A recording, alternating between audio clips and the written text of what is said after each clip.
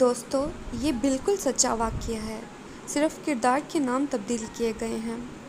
میری mobile phone repairing کی دکان ہے اور اکثر اوقات پرانے استعمال شدہ موبائل بھی خرید لیتا ہوں اور پھر انہیں منافع رکھ کے فروخت کر دیتا ہوں۔ میری دکان کراچی کے گنجان آبادی علاقے بلدیہ ٹاؤن میں ہے اور یہاں کی زیادہ تر آبادی سفید پوش اور غریب لوگوں پر مشتمل ہے۔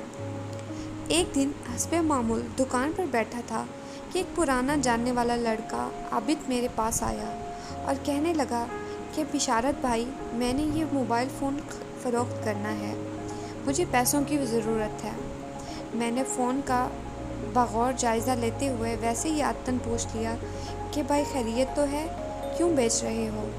تو وہ دوستانہ انداز میں گویا ہوا، یار بشارت بھائی، گھر والی بیمار ہے، ڈلیوری کا کیس ہے اور ڈاکٹر یاسمین نے کہا ہے کہ آپریشن ہوگا اور کم از کم 50,000 روپے اور 2 بوتل خون کا انتظام پہلے سے کر کے رکھوں۔ حالانکہ ابھی ڈلیوری میں تقریباً 1 ہفتے کا وقت باقی ہے۔ میرے چونکہ اپنے 3 بچے ہیں اور الحمدللہ تینوں نارمل ڈلیوری سے ہوئے ہیں، کیونکہ مجھے اللہ نے ڈاکٹر یاسمین جیسی وحشی عورت سے بچایا ہوا تھا۔ لیکن میری بھابھی اور کئی دوسری لڑکیوں کا کیس یہی ڈاکٹر یاسمین خراب کر چکی تھی، جس کے ہسپتال میں کبھی نارمل ڈلیوری کا کیس ہو جانا معجزہ سمجھا جاتا تھا۔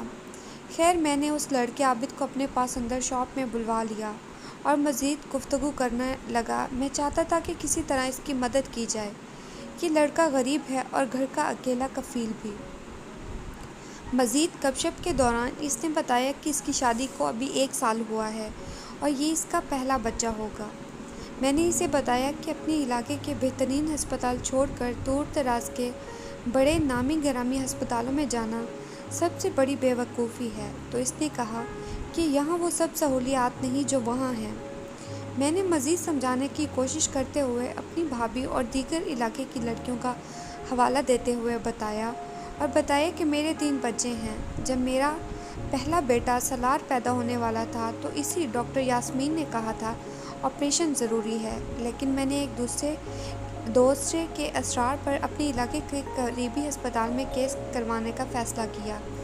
علاقے کے قریبی ہسپتال سے چیک کے لیے بیگم کو بھجوایا تو ڈاکٹر صبا نے بتایا کہ آپ کی دعا کریں اور انتظار کریں، انشاءاللہ آپ کا کیس نارمل ہی کروں گی، کیونکہ یہ کیس ہے ہی نارمل۔ گھر آ کے وائف نے مجھے بتایا تو میں نے سوچنے لگا کہ یہ کیا معمولی ڈاکٹر ہے، اسے کیا معلوم ہوگا، کیا تجربہ ہوگا۔ بس طرح طرح کے خیالات ذہن میں آنے لگے، لیکن ساتھ ساتھ میرے دوست مجھے حوصلہ اور ہمت دیتا رہا، کچھ بھی ہو کیس یہیں سے کروانا ہے، اگر کوئی ایمرجنسی ہوئی تو گاڑی کا انتظام وغیرہ کر کے رکھوں گا، انشاءاللہ ایسا نہیں ہوگا۔ خیر، اللہ کر کے ڈلیوری کا دن آیا۔ اللہ نے جان سے بیٹا دیا جس کا نام سالار رکھا اور بغیر کسی پریشان کے نارمل کیس ہو گیا۔ اس کے بعد میرا ایک اور بیٹا اور بیٹی، میرے بھائیوں کے بچے سب جاننے والے یہیں سے کیس کرواتے رہے ہیں، الحمدللہ سب نارمل ہوئے ہیں۔ غرض یہ کہ میں اسے قائل کر لیا کہ وہ ایک بار اپنی بیوی کو ڈاکٹر صبا کے پاس چیک اپ کے لیے لے جائے۔ اس نے حامی بھری اور چلا گیا۔ میں بھی اپنے کام میں مصروف ہو گیا۔ تقریباً 15-16 دن بعد وہ لڑکا میری دکان پر آیا۔ اس کے چہرے پر خوشی اور ہاتھ میں مٹھائی کا ڈبہ تھا۔ اس نے وہ مٹھائی کا ڈبہ مجھے تھماتے ہوئے کہا، بشارت بھائی، میں نے بہت مشکل سے اپنی بیوی کو راضی کیا تھا کہ وہ ڈاکٹر صبا کا چیک اپ کروائے اور آپ کی ہوئی ساری باتیں اسے بتائیں۔ جب وہ پہلی بار ڈاکٹر صبا کے پاس گئی تو اس نے بتایا کہ ابھی کم از کم 2 ہفتے مزید وقت درکار ہے۔ اگر وقت سے پہلے کرنا ہے تو ظاہر سی بات ہے آپریشن ہی ہوگا، لیکن وقت کا انتظار کرنا ہے تو نارمل کیس ہو جائے گا۔